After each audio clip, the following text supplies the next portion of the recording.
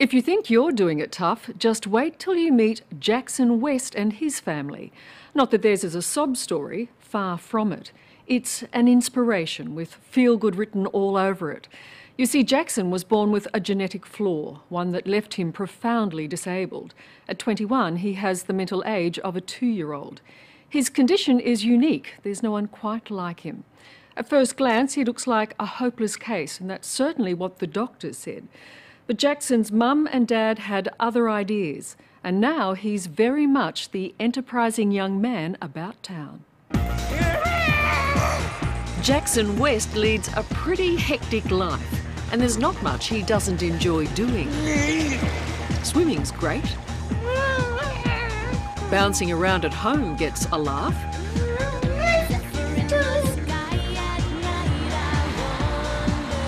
And on weekends, chances are he'll be cruising the hills around Canberra with his dad, Mac.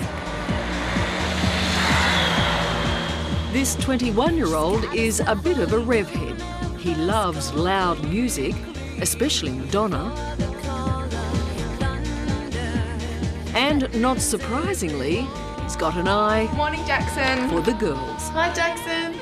Jackson West is profoundly intellectually disabled. See you later. So you'd think holding down a job might be impossible. Thanks. But think again. This young entrepreneur is the boss of Jackmail, the courier business he runs in Canberra. Bye, girls. See you tomorrow.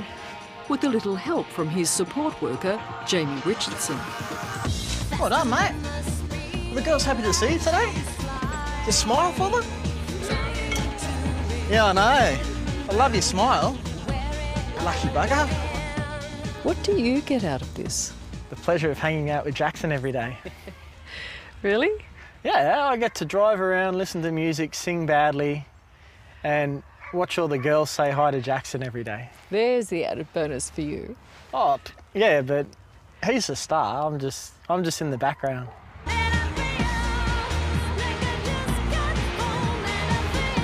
But as far as Jackson's mother is concerned, her son is a businessman.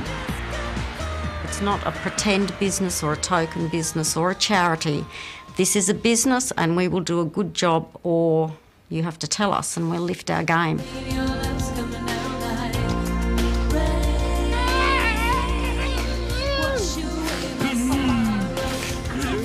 At 21, Jackson is trapped in the body of a 14-year-old with the mental age of a 2-year-old. Long ago, his parents Sally and Mac decided no disability was going to stop their son, and that he would be treated just like his brothers. And so they helped set up Jackmail.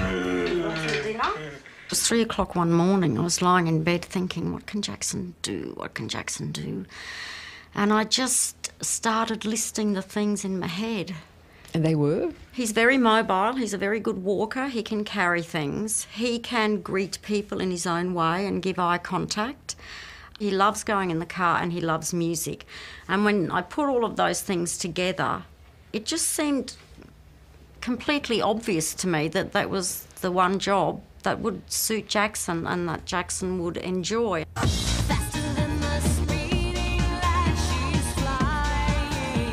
Everybody thought I was mad because I'd say, when Jackson leaves school, he's going to be a courier. And they'd go, oh, yeah. Really? And then they'd say, can Jackson drive? I'd say, well, no, he can't. Here, Jack, look what I've got. Jackson is the only known person in the world with his particular genetic flaw. A severe form of autism so rare it has no name. I knew when Jackson couldn't sit up when he was 1, I knew that was a really bad indication. He's fought for and struggled with life since he was born. It's relentless. Yes. He can't speak and he does need assistance with every single area of his life. What do you do as parents when you first realise that your child is disabled? cry. Yeah, freak out. I think honestly that I probably cried for about 4 years. I mean, it is pretty devastating.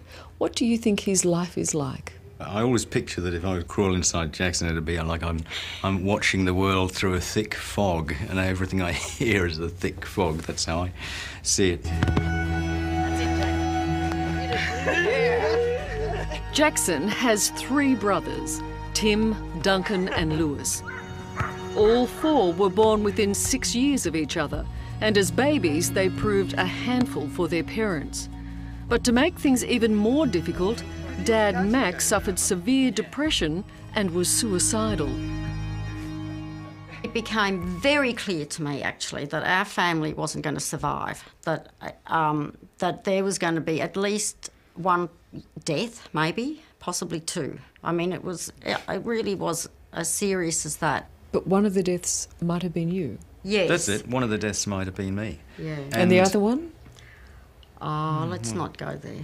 No, I'll tell you. I mean, there were times when I was feeling so bad and so hopeless that I thought that the only way out of this was, like I'll take Jackson for a drive, and I mean, I'll take the 2 of us and jump off the Cotter Dam, or, you consider it. I don't think that that's such an odd thought for parents with a disabled child in a frustrating situation. Yeah, I think that I'd always been sort of confident and felt that I could make my life better by doing something about it, and then something comes along which I can't do anything about.